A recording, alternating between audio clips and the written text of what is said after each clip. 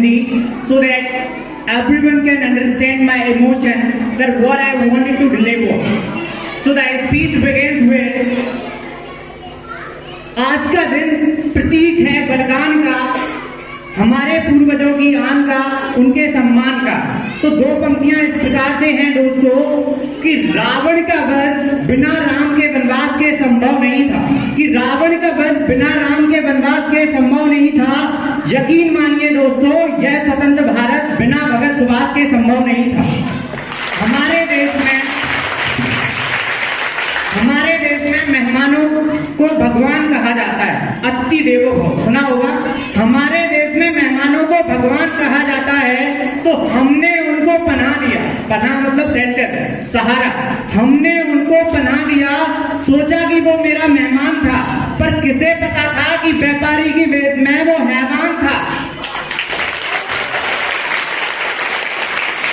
धीरे धीरे विदेशी हुकूमत ने हमारे राष्ट्र पर कब्जा कर लिया और हमारे साथ पशुओं से भी बदतर सलूक किया जाने लगा। इस देश से बेहिसाब मोहब्बत करने वाले दीवाने थे, इस देश से बेहिसाब मोहब्बत करने वाले दीवाने थे, इस देश की धूली के लिए सूली पर चढ़ जाने वाले दीवाने थे। हम सदैव ऋणी रहेंगे उन दीवानों के जिन्होंने अपना सर्वस्व न्यौछावर सिर्फ इस भरोसे कर दिया कि उनके आने वाली पीढ़ी हमारे देश को सपनों से भी प्यारी, सपनों से भी सुंदर धरती का रूप बनाएगी। इस देश से बेहिसाब मोहब्बत करने वाले दीवाने थे, इस देश की धूली के लिए सूली पर चढ़ जाने वाले दीवाने थे। हम सदैव ऋणी रहेंगे उन दीवानों के जिन्होंने अपनी हंसी को हमारी खुशी के लिए कुर्बान कर दिया, जिन्होंने अपनी हंसी को हमारी खुशी के लिए कुर्बान कर दिया और इस सरजमी के लिए अपनी जिंदगी को कुर्बान कर दिया। जब हमारा देश गुलाम हुआ तो उसके लिए भी दो पंक्तियां हैं कि अब यह मुल्क नरसंहार मोदी नवाब हो गया था। जानते हैं क्यों? क्योंकि अब ये देश गुलाम हो गया था। 15 अगस्त सन 1947 में हमारा देश आजाद हुआ। आजादी के कुछ सालों बाद हमने अपना संविधान बना लिया। आज हमारा देश विश्व का सबसे बड़ा, सबसे ताकतवर लोकतंत्र देश है। इसका श्रेय बहुत हद तक हमारे संविधान को जाता है। आजादी के बाद हमारे किसान भाइयों ने जी तोड़ मेहनत की, जिसके कारण कृषि के क्षेत्र में क्रांति आ गई, जिसे हरित क्रांति के नाम से जाना गया। इसके अलावा हमारे ऊपर आजादी के बाद भी कई विदेशी आक्रमण हुए, जिसका हमारे जवानों ने डट कर सामना किया। उन जवानों के लिए दो पंक्तियां।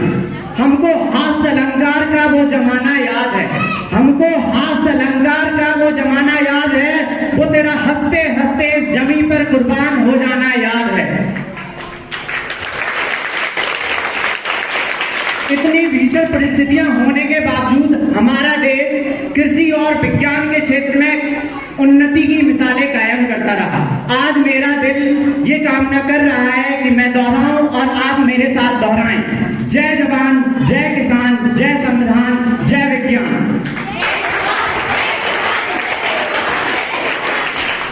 पर कहीं ना कहीं मुझे एक सवाल परेशान करता रहता है, क्या हम अपनी स्वतंत्रता सेनानियों की उम्मीदों पर खरा उतर सके?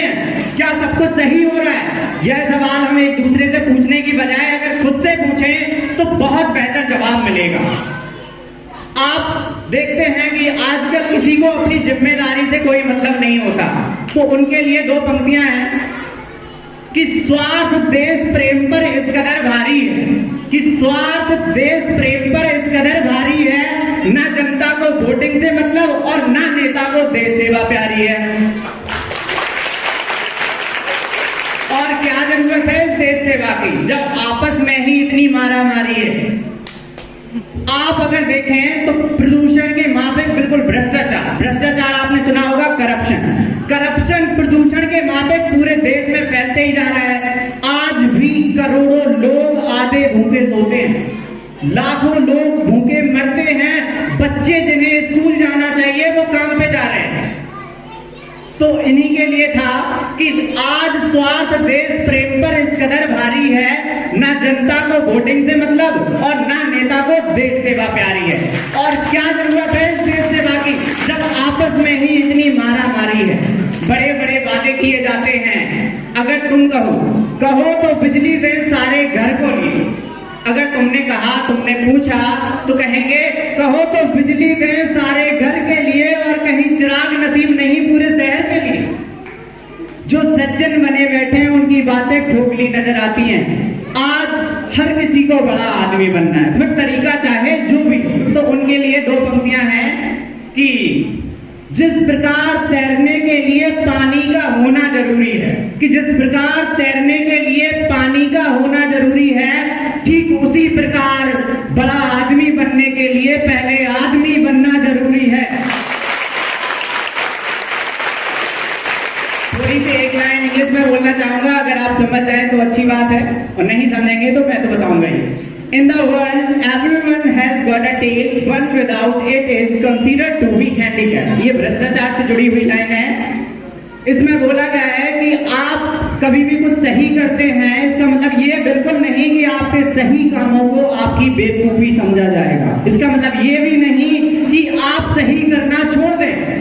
जो सही करता है, जो सही बनना चाहता है, जो अपने आप को बदलना चाहता है, उनके लिए दो पंक्तियां हैं कि घनघोर अंधेरा भी दिव्य ज्योति के बाद सूर्योदय में बदल जाता है। कि घनघोर अंधेरा भी दिव्य ज्योति के बाद सूर्योदय में बदल जाता है, और एक लुटेरा भी आत्ममंथन के बाद रामायण रचयिता में बदल जाता है। आज भ्रष्टाचार को मिटाने के लिए, इस देश को आगे बढ़ाने के लिए आज हमें जरूरत है अपने बारे में सोचने की, अपने हित से सोचने की। स्वार्थ को हटाना होगा, हमें आत्म विवेचना करनी होगी, आत्ममंथन करना होगा। तो आज इस तिरंगे की सौगंध खाते हुए हम संकल्प लेंगे, ओ दीवानों, ओ वीरों, ओ वीरांगनाओं, हम इस देश की विख्याति को सभी देशों व दिशाओं में फैलाएंगे और इस देश को सपनों से भी प्यारा बनाएंगे। इसके बाद आप सब मेरे बात दोहराएंगे, जय हिंद, जय भारत। Thank you.